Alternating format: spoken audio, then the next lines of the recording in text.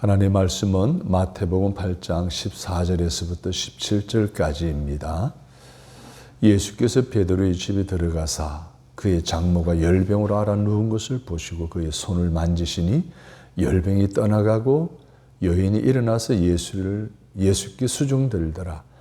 저물매 사람들이 귀신 들린 자를 많이 데리고 예수께 오거늘 예수께서 말씀으로 귀신들을 쫓아내시고 병든 자들을 다 고치시니 이는 선지자 이사야를 통하여 하신 말씀에 우리의 연약한 것을 친히 담당하시고 병을 짊어지셨도다 함을 이루려 하심이더라. 아멘. 건강한 인생을 살려면 이라는 제목으로 말씀을 드리려고 합니다. 지난주 월요일은 초복이었습니다. 금주 목요일은 중복입니다. 그리고 8월 15일은 8월 14일은 말복입니다. 자, 이러한 절기들을 통해서 볼 때, 우리 선조들이 참 지혜로웠다 하는 것을 생각하게 됩니다. 긴 여름, 우리나라는 예전에 1, 2차 산업이 주였죠. 노동력이 제압되는 그러한 산업이었습니다. 여름에는 노동력이 제압되는 시기였습니다. 그리고 또 여름에 여러 가지 태풍이 올라오게 되고 피해를 입게 되고 결국은 먹거리 문제로 보리고개를 건너야 되는 시기가 바로 여름이었습니다. 노동력이 필요하고 먹거리가 부족한 때에 소리할 수 있는 건강을 지키기 위해서 우리의 선조들은 초복, 중복, 말복이라는 먹거리 절기를 정하여 사람들의 건강을 지켜 유지해 나아가도록 하는 지혜를 발휘했습니다. 그만큼 예전이나 지금이나 건강은 중요하다는 거죠. 복 중에 어떤 복이 가장 귀한 복일까요? 저는 건강의 복이라고 사람들이 생각하는 것에 동의합니다. 여러분 건강해야 돼요. 건강해야 재산이 많아도 그죠? 의미 있게 쓸 수 있어요. 건강해야 지식이 있어도 정말 선한 곳에 사용할 수가 있습니다. 여러분 건강하시기를 바랍니다. 하나님 주신 건강 잘 유지할 수 있기를 바랍니다. 건강을 유지하는 방법에는 참 다양하죠. 하나님 주신 건강을 유지하는 방법 참 다양합니다. 자, 그런데 하나님께서 우리에게 주신 이 건강을 우리가 얼만큼 유지하고 잘 관리를 하느냐에 따라서 하나님 주신 건강을 누리는 사람들이 있고 누리지 못하는 사람들이 있습니다. 여러분, 하나님께서는 우리 모든 믿는 사람들에게, 하나님을 사랑하는 사람들에게 건강을 주셨습니다. 건강의 복을 주신 거예요. 그것을 유지하게 하신 거예요. 누리게 하셨다는 거예요. 그렇게 함으로써 하나님은 또다시 우리에게 하나의 의미를 부여하셨죠. 하나님의 뜻대로 살아가고 하나님이 주신 사명을 감당하며 살도록 하기 위해서 하나님을 사랑하는 모든 사람에게는 건강의 복을 주셨다는 거예요. 예를 들어 볼까요? 모세를 보십시오. 모세는 80세에 부름을 받았어요. 40년 동안 이스라엘 백성들을 광야길을 인도하고 리더십을 발휘합니다. 그가 120세가 되었어도 눈이 쇠하지 않았다라고 할 정도로 하나님이 그에게 건강을 복을 주셨고 그 복을 바탕으로 해서 그는 이스라엘의 위대한 일을 감당하는 지도자로 거룩한 흔적을 남겼습니다. 갈렙은 어떻습니까? 갈렙 또한 40세에 부름을 받았습니다. 85세까지 무려 45년 동안 죽도록 충성하는 사람이었고 그가 85세가 되었을 때 오히려 더 건강하다라고 고백할 정도였습니다. 여러분, 이만큼 신앙생활에서도 건강이 얼마나 중요한가 하는 것을 보여주는 모세와 갈렙의 이야기를 통해서 그래 나도 하나님이 건강 주셨는데 이 주신 건강을 유지하고 누리는데 또한 귀한 하나님 맡겨진 사명을 감당하는 일에 쓰임받도록 하기 위한 건강의 복을 주셨다는 사실을 기억하고 건강관리를 잘 해야 되겠다는 거예요. 여러분, 건강입니다. 몸이 건강해야 주의를 잘 감당할 수 있을 뿐만 아니라 몸이 건강해 사회생활 통해 직장생활을 통해서 행복할 수 있고 영향력 있는 삶을 오랫동안 지속하며 살아갈 수 있지 않겠습니까? 무엇보다도 하나님 나라 확장을 위해서 이 지역에 이 시대에 보냄을 받은 하나님의 뜻을 이루어드는 일에 귀하게 쓰임받을 수 있을 것입니다. 그러면 어떻게 해야 우리 건강한 인생을 살 수 있을까요? 첫째는 기뻐하는 삶을 살 때 가능하다는 것입니다. 따라서 하겠습니다. 항상 기뻐하는 삶을 사시기를 바랍니다. 항상 웃을 일이 넘치기를 바랍니다. 항상 기쁨과 웃음으로 가득 찬 믿음의 삶을 살아갈 때 우리는 건강한 삶을 살아갈 수가 있다는 거예요. 스트레스 안 받습니다. 병 안 걸립니다. 그래 건강한 삶을 살 수가 있는 것이죠. 그러면 어떻게 하면 기쁨으로 살아갈 수 있을까요? 하나님 말씀대로 살아가면 되는 거예요. 하나님 말씀대로 살아가면 내 마음에 내 삶에 근심, 걱정, 염려 다 사라집니다. 내 마음과 생각을 하나님 지켜주시기 때문에 내 마음에 기쁨이 가득하고 웃음이 가득하는 삶을 살아갈 수 있다는 거예요. 여러분 하나님 말씀대로 살아가시는 내 믿음대로 살아갈 때에 내 마음의 염려, 근심, 걱정 다 사라지고 기쁨과 웃음이 가득 참으로 내 몸도 강건해지게 되는 줄로 믿습니다. 성경은 이렇게 말하고 있어요. 잘 들어보세요. 데살로니가전서 5장 16절 이하에 항상 기뻐하라, 쉬지 말고 기도하라, 범사에 감사하라. 이는 너희를 향하신 하나님의 뜻이니라. 빌립보 4장 6절과 7절입니다. 아무것도 염려하지 말고 오직 모든 일에 기도와 간구로 너희 구할 것을 감사함으로 하나님께 아뢰라. 그리하면 모든 지각에 뛰어난 하나님 평강이 그리스도 예수 안에서 너희 마음과 생각을 지키시리라. 시편 18편 1절에 나의 힘이 되신 여호와여 내가 주를 사랑하나이다. 시편 23편 1절에 여호와는 나의 목자시니 내가 부족함이 없으리로다.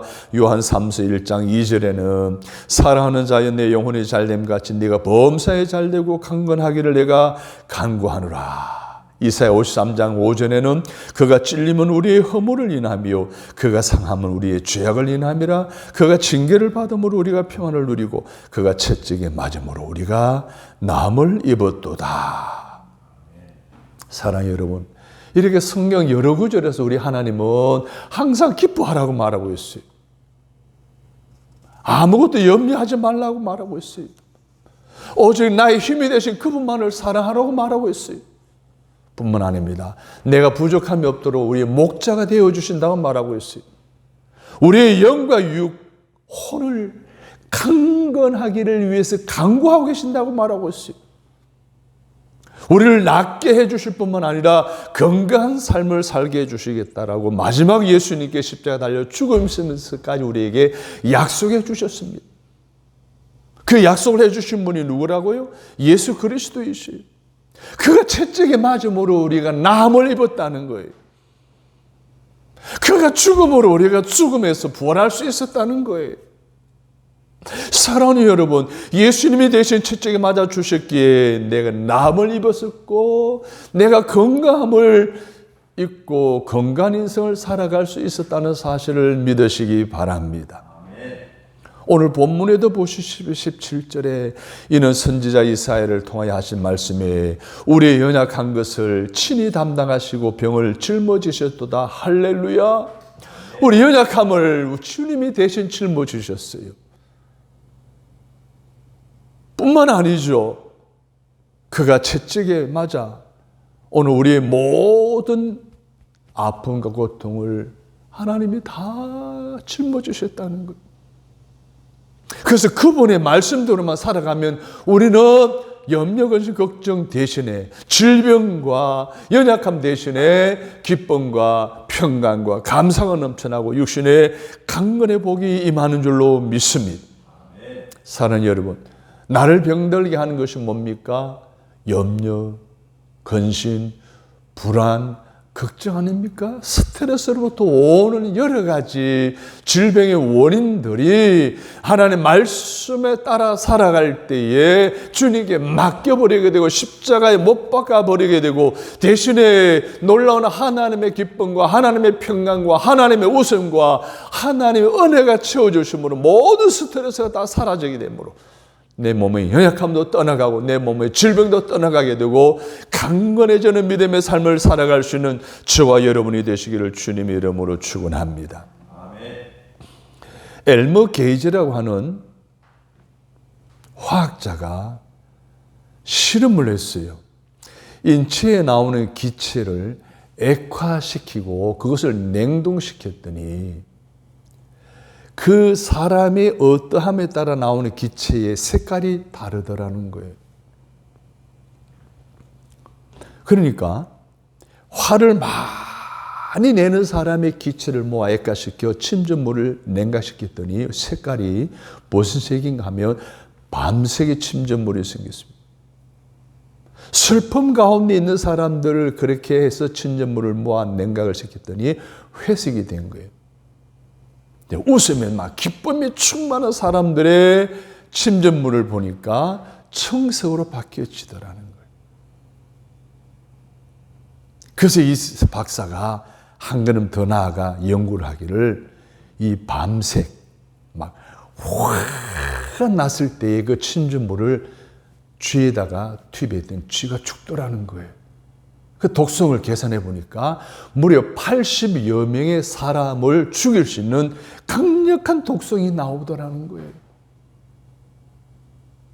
스트레스 받아요. 화가 나요. 그 온몸에 독소가 그렇게 쌓여 있으니 그 몸이 온전할 수 있겠어요? 땀을 통해서 풀어내든지 운동을 통해 풀어내든지 안에 배설을 통해 풀어내든지 해야지 그 몸이 건강을 회복할 수 있지 않겠어요? 그와 같은 독이 우리 몸 안에 있으면 어찌 감당할 수 있겠어요? 어찌 건강할 수 있겠어요? 갖가지 질병의 원인이 된다는 거예요. 그럼 오늘 하나님의 창조로서 어떻게 살아야 될까요? 따라서 합니다. 하나님의 약속의 말씀을 믿어야 돼요. 네, 믿고 따라야 되는 거예요. 그래서 매사를 기쁘게 살아야 돼요. 즐겁게 살아야 돼요. 행복하게 살아야 돼요. 감사하며 살아야 돼요. 그래서 내 몸에 뇌신경계에 형성되는 엔솔핀보다도 4,000배나 더 강한 다이돌핀이 생성되게 해야 된다. 우리가 한 번 웃으며 엔솔핀이 솟아난다고 해요. 근데 이거보다 4,000배가 강한 다이돌핀은 감동을 받을 때, 감사할 때 생겨난다는 거예요. 그러면은 우리가 날마다 감사하고 감동을 받고 은혜를 받는 이 예배 생활, 믿음의 생활 잘 살아나간다면 우리 몸 안에 다이돌핀이 생기게 되면 내 몸 안에는 스트레스도 모든 질병도 심지어 암세포까지도 다 사라지지 않겠어요? 사람의 스트레스를 많이 받으면요, 이것이 1, 2년, 3년 장기간이 되어지면요, 이 몸에 암이 생겨요. 이걸 방치하고 놔두면 뭐예요? 수술해야 돼요. 이것도 모르게 되면 어떻게 해야 돼요? 일찍 수명을 다하지 못하고 죽어야 돼요. 그만큼 무서운 거예요. 사랑하는 여러분, 오늘 우리 주님은 분명히 말씀하십니다. 말씀대로 살아라. 항상 기뻐하라. 하나님만을 의지하라. 내가 부족하면 없게 하시는 선하신 목자만 바라보고 나아가라.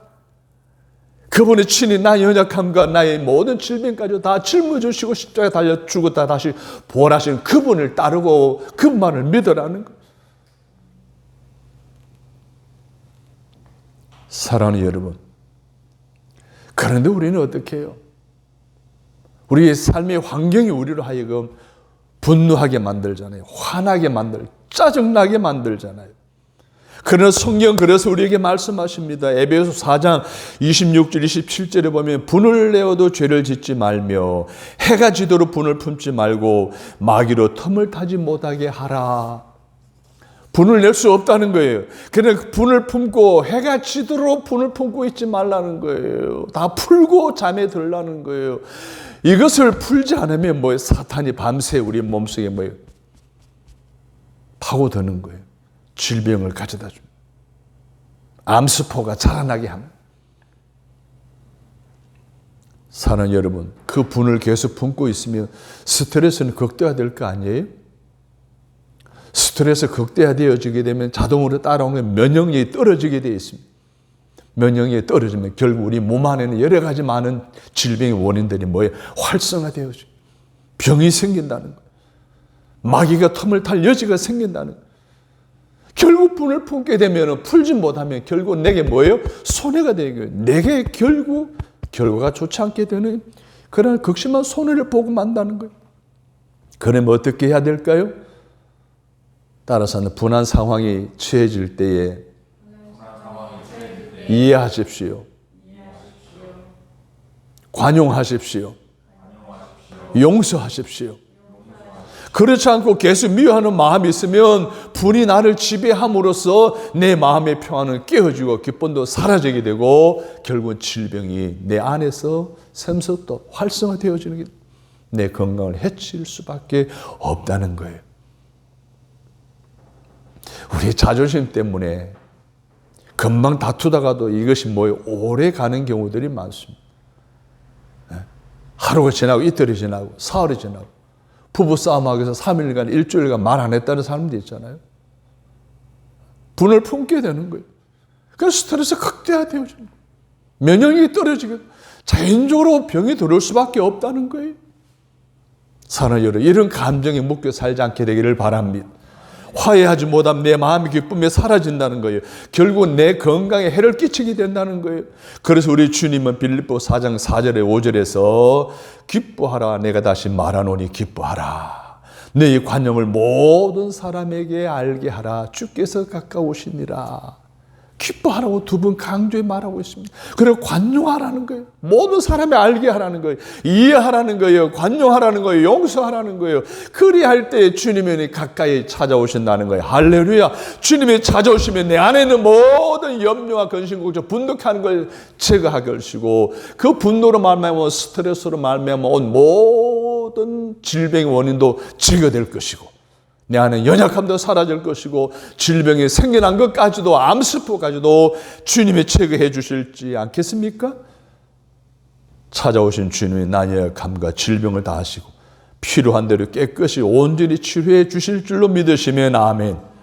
오늘 이 은혜가 이 설교 말씀을 레마의 말씀으로 믿고 마음으로 받는 여러분에게 임하게 되기를 주님의 이름으로 축복합니다.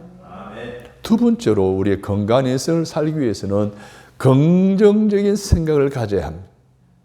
여러분, 우리가 긍정적인 인생을 살아가고 건강한 인생을 살아가기 위해서는 긍정적인 생각을 해야 됩니다. 긍정적인 마음을 품어야 됩니다. 이 긍정적인 생각과 긍정적인 마음은 긍정적인 언어 생활을 하게 합니다.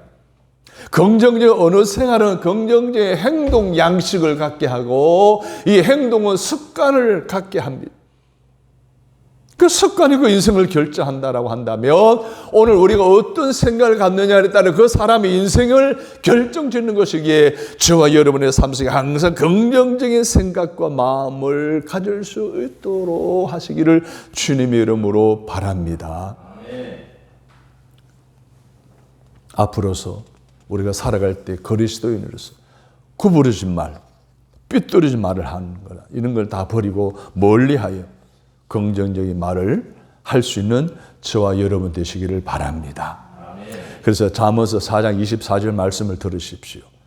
구부러진 말을 내 입에서 버리며 삐뚤어진 말을 내 입술에서 멀리하라. 잠언서 4장 24절 기가 막힌 말씀입니다. 괴혈의 말과 사곡의 말을 버리라는 거예요. 멀리하라는 거예요. 긍정적인 생각을 가지라는 거예요. 그래야 긍정적인 말을 할 수 있다는 거예요. 긍정의 행동을 하게 되고 긍정의 습관을 만들게 되고 긍정적인 인생을 살아갈 수 있다라는 이야기예요. 사랑하는 여러분, 긍정적인 생각은 이처럼 중요합니다. 긍정적인 생각을 해야 긍정적인 정신으로 육체로 건강한 삶을 유지하고 지켜나갈 수가 있는 것입니다. 자, 이 긍정적인 생각과 항상 비교할 수 있고 연결할 수 있는 주제가 바로 장수입니다. 건강입니다. 우리나라 근대사에 보게 되면 장수한 가문을 든다면 전 윤보선 대통령 가문을 들 수가 있습니다. 이 가문은 집안에서 대통령 나왔죠. 윤치영 장로님은 서울시장을 지내신 분입니다. 또 윤일선 박사님은 서울대 총장을 지내신 분이에요. 한 집안에서 대통령, 서울시장, 서울대 총장이 나온 거예요. 이야, 대단하지 않습니까? 이 집안은 70세에 죽잖아요. 70대에 죽잖아요. 요절했다는 거예요. 80세에 죽잖아요. 오래 살지 못했다는 거예요.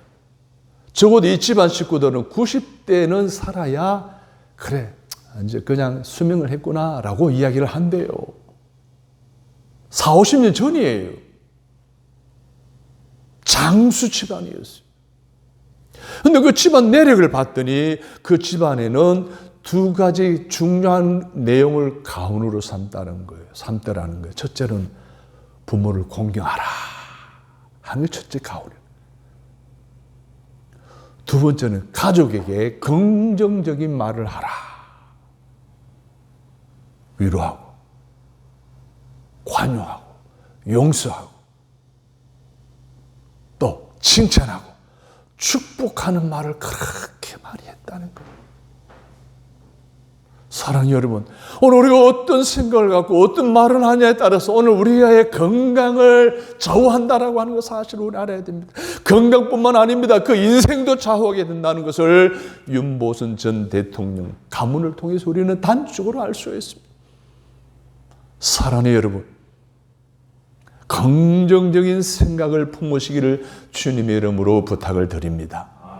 시편 109편 17절에 보십시오.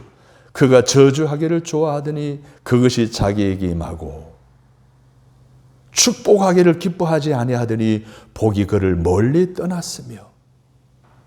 저주하는 것과 축복하는 것을 하지 않는 사람들, 그 저주가 왔다는 거예요. 복이 떠났다는 거예요. 어떤 말을 하느냐, 얼마나 중요하냐는 거예요.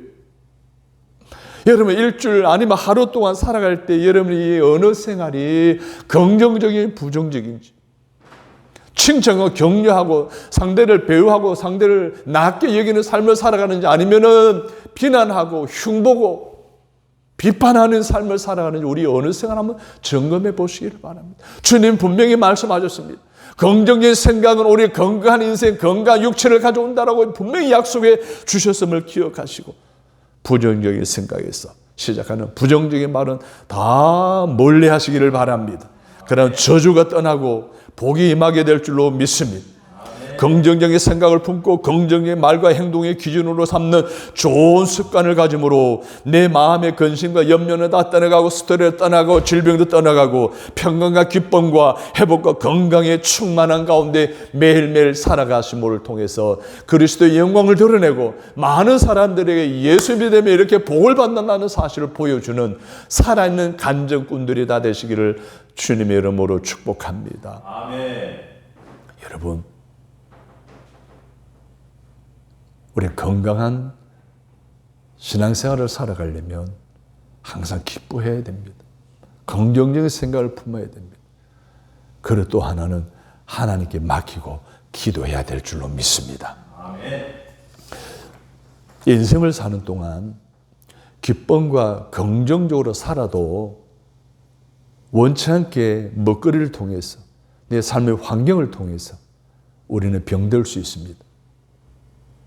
가끔 나는 평생 병원에 가보지 못했다 라는 말을 하시는 분들이 있습니다. 참 복된 분이시죠. 막 그렇게 살아간다면 얼마나 좋겠어요. 하지만 우리가 연약하면 아프잖아요. 어떻게 해야 돼요? 병원 가야 돼요. 의사와 의약품의 도움을 받아서 건강을 다시 회복해야 돼요. 그리고 반드시 해야 될 일이 있습니다.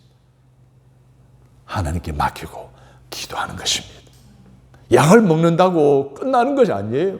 병원 간다고 끝나는 거 아니에요. 그런 다음에 우리는 하나님께 나머지 모든 것을 맡기고 기도해야 합니다. 이게 오늘 우리 그리스도인이 가져야 할 신앙적인 자세예요. 아무리 기뻐하고 아무리 긍정적 생각을 갖고 살아갈지라도 내가 먹거리 문제, 환경의 문제로 약해질 수 있어요. 병들 수 있어요. 그래서 병원 가야 돼요. 수술해야 돼요. 치료받아야 돼요. 하지만 그것으로 끝나는 것이 아니라 오늘 우리의 모든 것을 책임지시겠다고, 건강을 주시겠다, 이미 건강의 복을 주셨다고 약속해 주신 그 하나님께 맡기고 기도할 수 있는 여러분의 시기를 주님의 이름으로 바랍니다. 왜? 그분은 치료자 하나님이시기 때문에 그렇습니다. 여러분, 우리가 맡기고 기도하면 하나님 다 치료해 주십니다. 그분은 치료자 하나님이신 줄로 믿습니다. 성경이 이렇게 말하고 있어요. 출애굽기 15장 26절에 나는 치료하는 여호와. 말라기 4장 2절에서는 하나님 치료하는 광선을 바라신다. 시편 103편 3절에서는 하나님 내 모든 병을 고치신다. 그리고 이사야 53장 5절에는 제가 채찍에 맞음으로 우리가 나음을 입었도다. 오늘 본문 16, 17절 보십시오. 저물매 사람들이 귀신 들린 자를 많이 데리고 예수께 오거늘 예수께서 말씀으로 귀신들을 쫓아내시고 병든 자를 다 고치시니 할렐루야. 이는 선지자 이사야로 하신 말씀에 우리 연약한 것을 친히 담당하시고 병을 짊어지셨도다 함을 이루려 하심이라. 찬송가 96장 2절에 보면은 이런 찬송 가사가 있어요.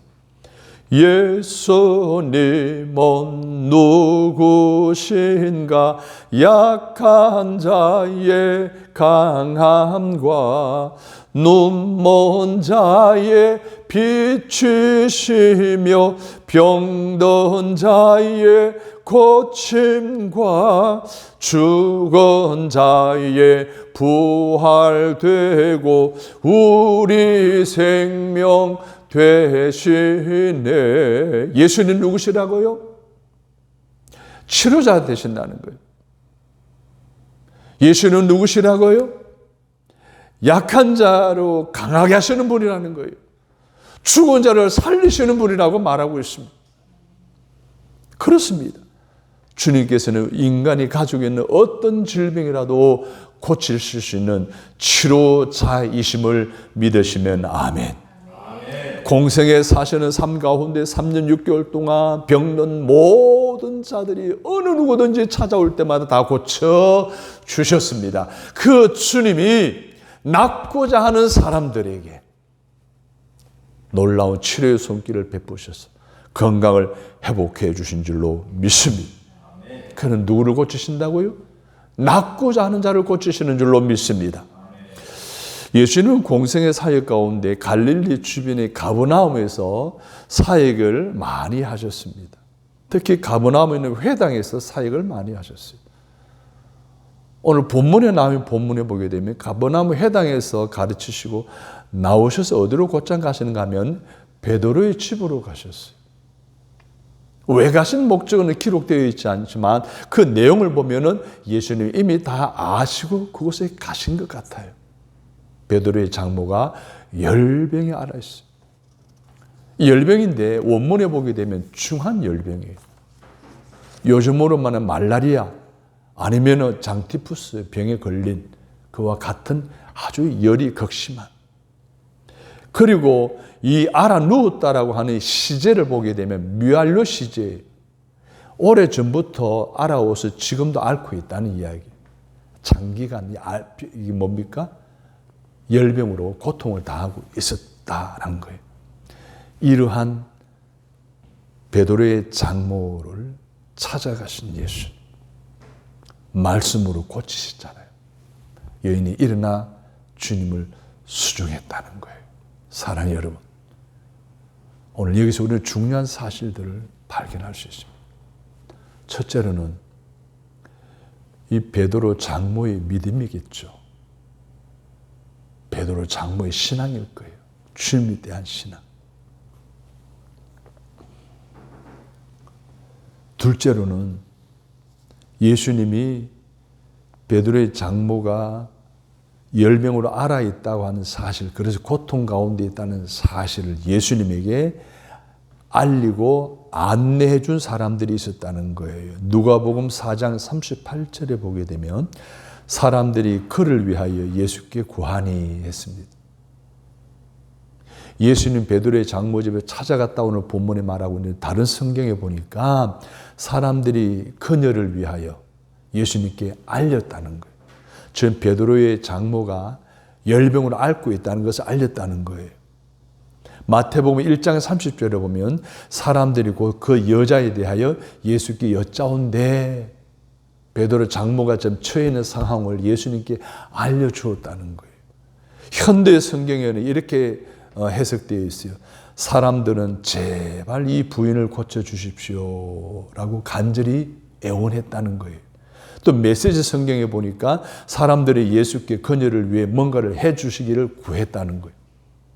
자, 그러면 오늘 이 열병을 앓고 있는 베드로의 장모가 처해 있는 상황에 대해서 예수님께 아뢰고 알리고 간구하는 그들의 마음속에 뭐가 있었을까요? 예수님을 만나며 이 열병도 고침 받을 수 있다는 믿음이 있었지 않았겠어요? 사랑하는 여러분, 오늘 우리에게 정말 하나님은 치료자 하나님이시기에 낫고자 원하면은 다 치료해 주시는데 본인의 신앙뿐만 아니라 주변 사람들의 신앙을 통해서도 하나님은 낫기를 원하는 믿음을 보시고 치료해 주시는 줄로 믿습니다. 그래서 우리가 중보기도가 필요해요. 우리에게 도구기도가 필요해요. 병든 자를 위해서, 아픈 사람을 위해서 우리가 기도가 필요한 이유가 거기 있는 거예요. 마태복음 9장에 보면 침상에 누워서 구걸하는 사람이 있었고 그의 친구들이 있었는데 예수님이 그 마을에 오신다는 소식을 듣고 딱하게 평상시에 여겼던 친구들이 덜것에 들고 예수님으로 데려가잖아요. 지붕을 뚫잖아요. 주먹에서 내려주잖아요. 그때 예수님께서 그 친구들의 내 믿음을 보시고 일어나 걸어라 하고 걸어서 나간 사건이 있잖아요. 친구들의 믿음이에요. 물론 본인도 낫고 싶었겠죠. 그러나 자기가 움직일 수 없잖아요. 예수님께 갈 수가 없잖아요. 친구들이 예수님 데려가면 낫겠다라고 하는 확신에 찬 믿음으로 행동이 옮긴 그들의 믿음 더해져서 예수님의 말씀으로 누워있는 사람도 일으켜 주시고 열병으로 앓는 여인도 고쳐주시고 할렐루야. 이처럼 당사자의 믿음을 보시거나 베드로의 장모나 중풍 병자들처럼 그 친구들처럼 당사자의 형편이 여의치 않으면 주변에 돕는 사람의 믿음을 통해서도 우리 예수님은 치료하시는 줄로 믿으시기를 바랍니다. 오늘 이 시간에도 예수님은 고침 받기를 원하는 자들의 믿음을 보시고 치료하심을 기억하시고 그 귀한 믿음을 갖고 건강을 늘 유지해 나가시는 매일매일의 삶이 되시기를 주님의 이름으로 축복합니다. 아멘.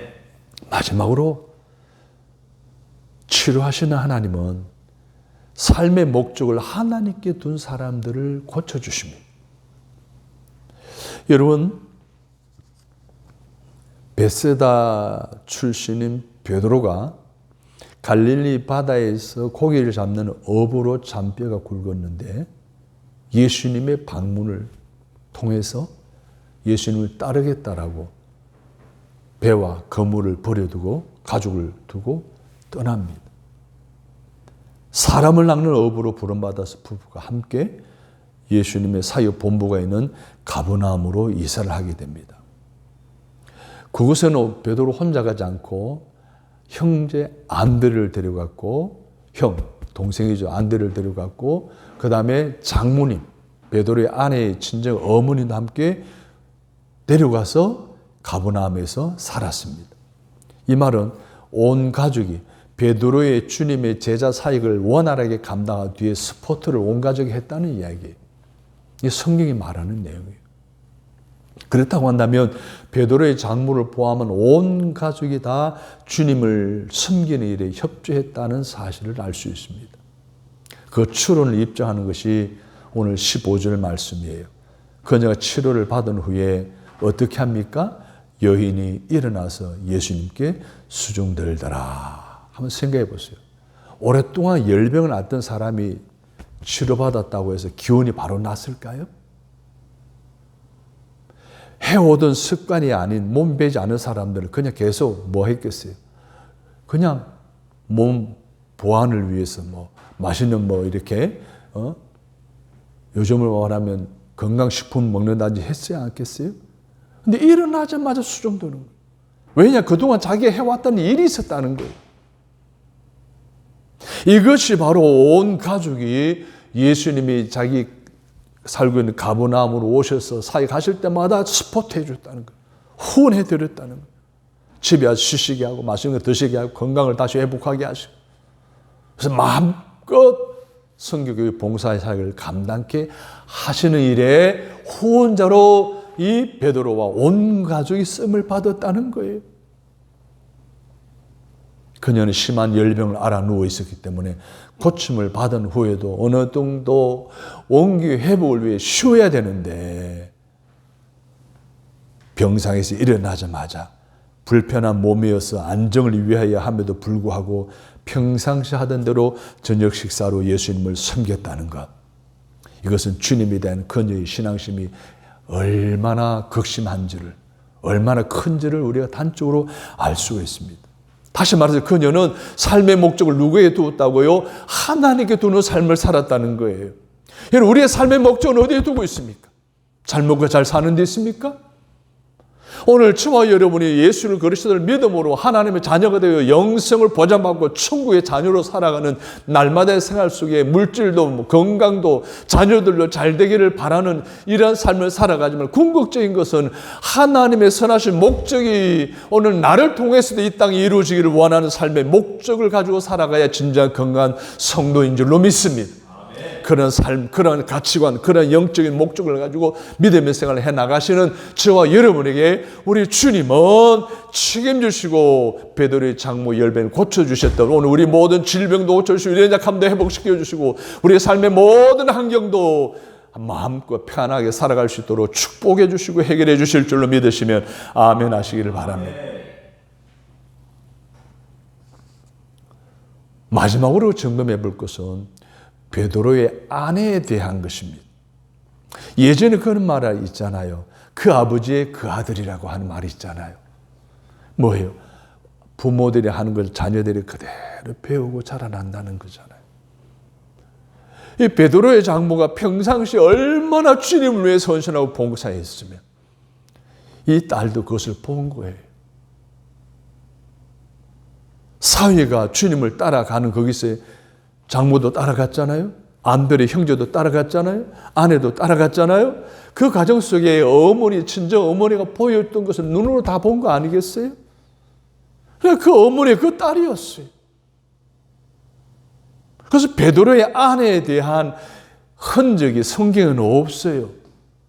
그런데 클레멘트라고 하는 교부가 그가 남긴 글에서 이 베드로의 아내에 대한 기록을 남겨놓고 있어요. 이것을 월리엄 바클레이라고 하는 성서 주석가가 인용해서 그의 책에 이렇게 옮겼었어요. 베드로의 아내가 사형장으로 끌려가는 것을 보았을 때 베드로는 그녀의 소명과 본향으로 감으로 인해 기뻐했습니다. 아내가 지금 순교당하는 현장으로 가는데 베드로는 기뻐했다는 거예요. 또 강한 격조로 편안하게 죽어가는 그녀의 이름을 부르면서 주님만을 생각하십시오. 주님만을 기억하십시오. 라고 했다는 거예요. 사랑하는 여러분, 이게 일반적인 신앙으로 가능한 고백입니까? 아니죠. 삶의 목적을 하나님께 두지 않으면 할 수 없는 고백과 감정이에요. 베드로의 아내와 그 가족에 대한 이야기를 이 클레멘트 교부가 사실 얼마 시간이 지나지 않아서 그런 들은 거 아니면 자기가 직접 경험했든지 했던 것을 기록한 것이거든요. 뜬 소문이 아니었을 거라고 저는 생각해요. 그래서 그 아버지, 그 아들, 그 어머니, 그 딸이었던 거예요. 베드로의 장모가 그토록 병에서 바로 고침받고 예수님의 수종될 정도로 하나님께 삶의 목적을 두고 살아갔던 어머니 신앙을 그대로 보고 들은, 배운 이 딸도 그리고 순교의 길을 담담히 갈 수 있었다는 거예요.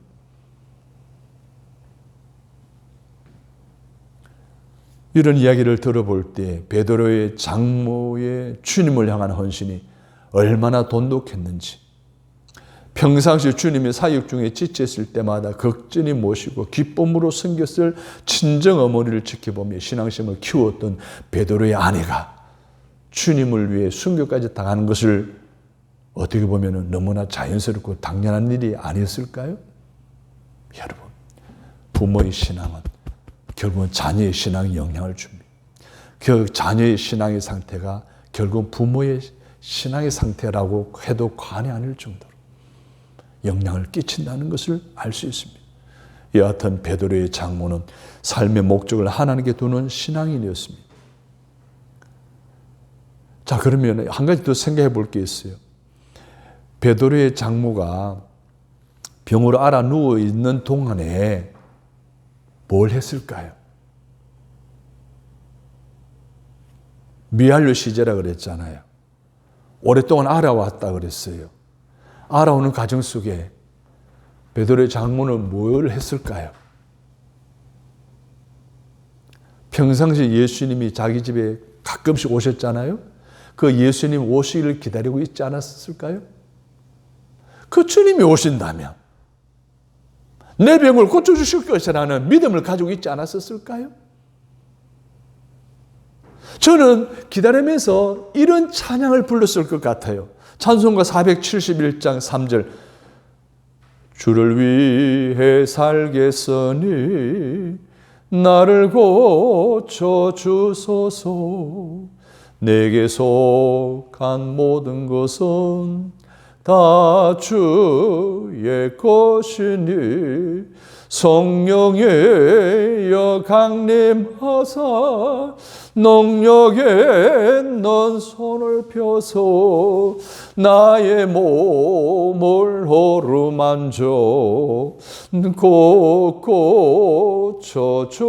고쳐주소서. 할렐루야. 이게 아마 베드로의 장모의 아마 그 당시 신앙 고백이 있을 거예요. 주를 위해 살겠다는 것은 무엇입니까? 주님을 위해 사는 것이 삶의 우선 가치고 삶의 목적이고 삶의 우선순위라는 것이 아니겠습니까? 그런 베드로의 장모를 하나님은 고쳐주신 줄로 믿습니다. 건강하게 하여 주신 줄로 믿습니다. 그리고 평생 삶의 목적을 하나님께 두면서 예수님을 수종들면서 남은 생애를 살게 하시지 않았을까요? 사랑하는 여러분들도 남은 생애 동안 삶의 목적을 하나님께 두시기를 바랍니다. 그럴 때 하나님이 여러분의 건강을 책임지실 거예요. 평생 삶의 목적을 하나님께 두고 살아갈 때 주어지는 놀라운 축복을 누리며 살게 해주시지 않겠습니까? 사랑하는 성도 여러분, 결론을 내리겠습니다. 기쁨으로 사시기를 바랍니다. 긍정적인 생각으로 가지고 살아가시기를 바랍니다. 그리고 하나님께 맡기고 기도하시기를 바랍니다. 하나님 치료자 하나님이십니다. 낫기를 원하시는 분들을 치료하시는 분이십니다. 삶의 목적을 하나님께 두는 이들을 치료하시는 하나님이십니다. 그 하나님 향한 믿음 안에서 이번 여름도 건강하게 보낼 수 있기를, 남은 생애를 병치레하지 않고 늘 병원 가지 않고 늘 건강한 인생을 살아가시는 저와 여러분이 다 되시기를 주님의 이름으로 축복합니다. 하나님, 오늘도 우리에게 긴 여름, 연약한 육신을 가지고 살아갈 수밖에 없는 환경 속에 살아가지만 하나님의 은혜로 건강한 삶을 살아갈 수 있도록 오늘도 말씀을 통해 깨달음을 허락해 주시니 감사합니다. 깨달은 대로 살게 하옵소서. 누리게 하여 주옵소서. 간증하게 하여 주옵소서. 예수님의 이름으로 기도합니다. 아멘.